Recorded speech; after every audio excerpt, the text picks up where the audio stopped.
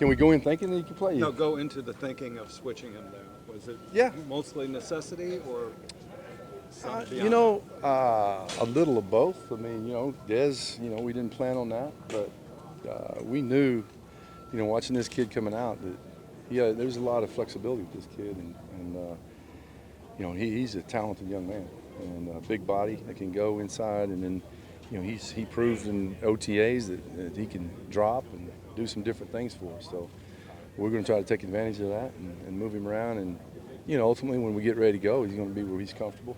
But he's off to a really good start. Can his pass rush be as effective where you're moving him as it would be wide? Well, time will tell. We're going to keep looking at it, and we'll let it. Once we get full pads on, it's hard to tell anything until we get real bullets flying and get into real game situations, and that'll tell us what we're dealing with. So that's he's got the ability to do a lot of different things, and very talented and a big body and very quick.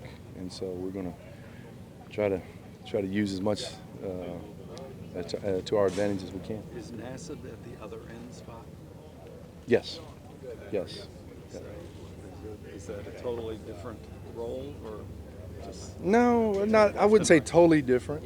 No, I mean, it's we'll move those guys. Those guys will move around as much as we can, especially early, and we see what we're dealing with, and then we'll adjust as we go, and the more they can do, obviously, the more things that we can do with our defense.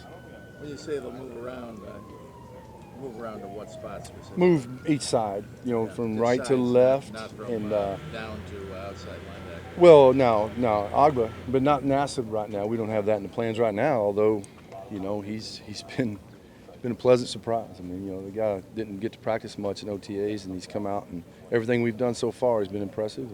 And we'll see where it goes. We'll start building, and we'll see where it goes from there. What are your impressions of Xavier Cooper? He's coming into his second year, and he was the guy that, and I know you don't focus on what last year's staff you may or may not have thought, but he was the guy that was starting to get a little more time as that season went along. What have you seen from him? What are your expectations for him? Very impressive, very impressive. Just like the rest of the group. The whole group has really bought into what we're doing. And Xavier's one of them, and he's got it. He's got some explosiveness, very good takeoff, very good get off, aggressive player that's really trying to buy in and work on what we're asking him to work on, and keep trying to clean him up as far as he sometimes shoots first and aims second, and we got to get him a little more dialed in. But the guy's got some ability and got some talent, and we're excited about it. I've got what I feel like is a pretty healthy situation with the young group of players. We've talked a lot this offseason about Danny Shelton, him changing his diet, losing weight, getting in better shape, all those type of things. Just what's his transition been like from your perspective in watching him and what you've seen from when you first walked in the door to now? When I first walked in the door, I told Danny he could change the way we play defense himself, just by buying in, getting himself in great condition, and playing with a hot motor. And since that day that I talked to him, he's done nothing but that. In the weight room, off the field, with his diet, training throughout the summer, staying in touch with the people that are working with him, and just he's done exactly that. And so far it has shown. I mean, he's got a different skill set than most people in this league. He's such a powerful man, and he's a big body that's got a lot of quickness and power.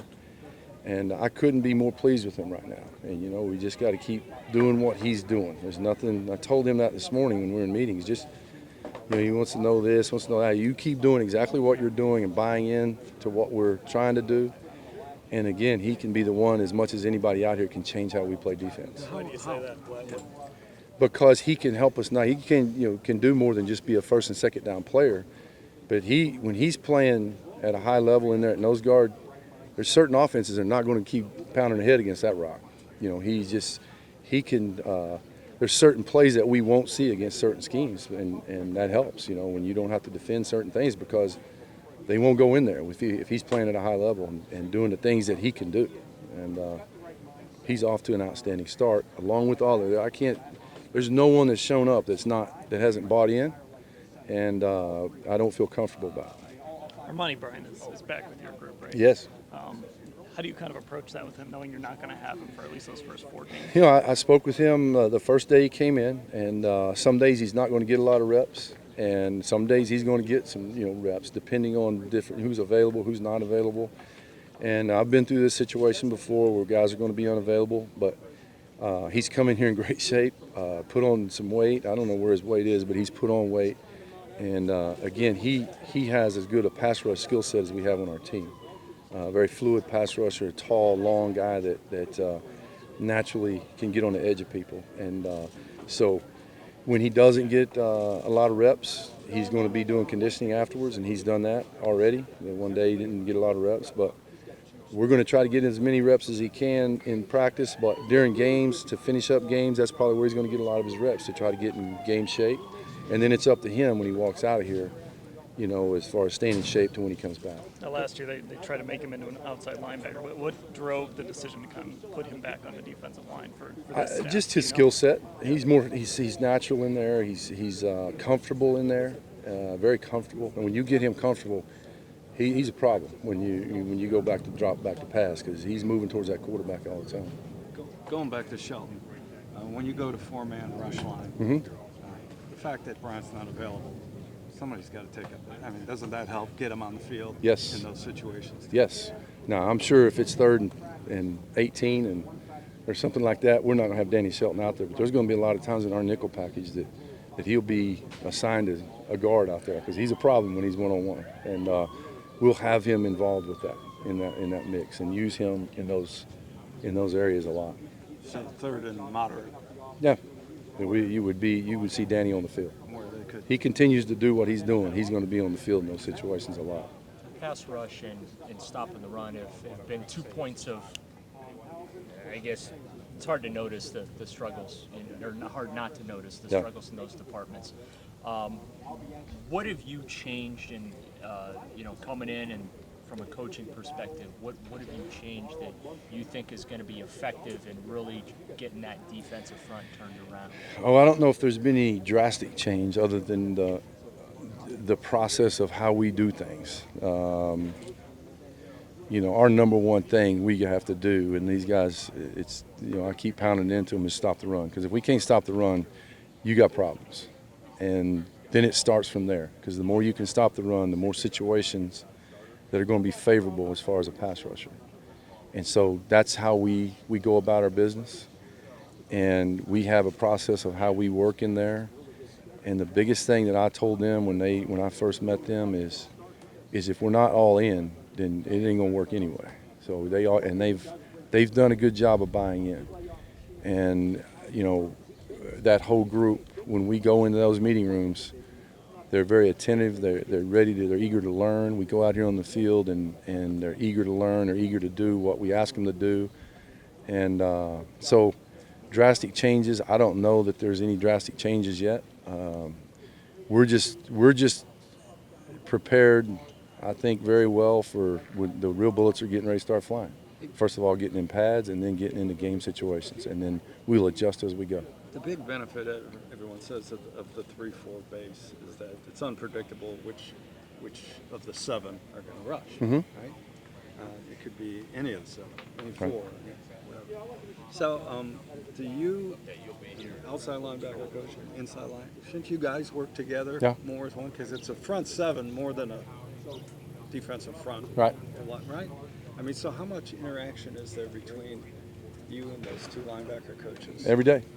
Every day, especially Ryan, and well, with Johnny also. I mean, how fast we can get those linebackers downhill helps us play the run, and how well we can hold them off those linebackers. So it goes, it goes back and forth. And so, I mean, we work together every day, talk every day, communicate every day, and a lot of times those outside linebackers are coming back and forth, going back and forth to Ryan and I in our drills and stuff. And so that's what I'm thinking is instead of having separate meeting rooms, shouldn't the front 7 be in the same room? It's hard to do that because there's a lot of times that you're leaving a group that's not involved. And our meetings, I want everyone involved. I want everybody on their toes a little bit, on the edges a little bit, and actively involved with what we're doing.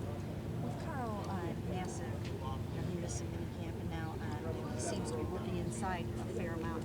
What's your thought on working him inside, considering he had 15.5 sacks last year? What are your thoughts on that? Well, he's first and second down, we see him being effective inside. But now, I've told him this, the pass rush part of it will all take care of itself. I mean, he's going to rush inside and outside. He's more comfortable rushing outside as a pass rusher.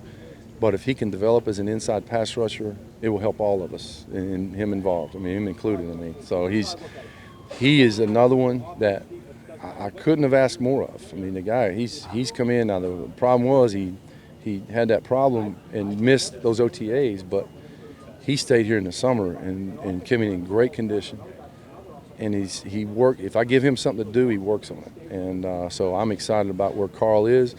And again, once we get going, time will tell where we're going to be with all of them. When we talked to you in the spring, you mentioned that you came from a 4-3, well, only coached 4-3. For a guy like Agba, who played in the 4-3, now has to play 3-4, what's different for him? Well, he always had his hand on the ground, and we're going to try not to. We're going to have him in some situations where he's going to be standing up in 2-point, coming in, dropping and rushing, and so that's the big difference. Some of it's overrated, some of it's not, some of it's different, but some of it's overrated. It's playing football. Once that ball's snapped, keeping yourself in a good football position and leveraging the ball and getting to the ball. And he's showing that, what we've seen so far. I mean, he can go to the ball fast, and he's a big body that can do that. And so those guys that I've coached in the past like that, they've made me a good coach.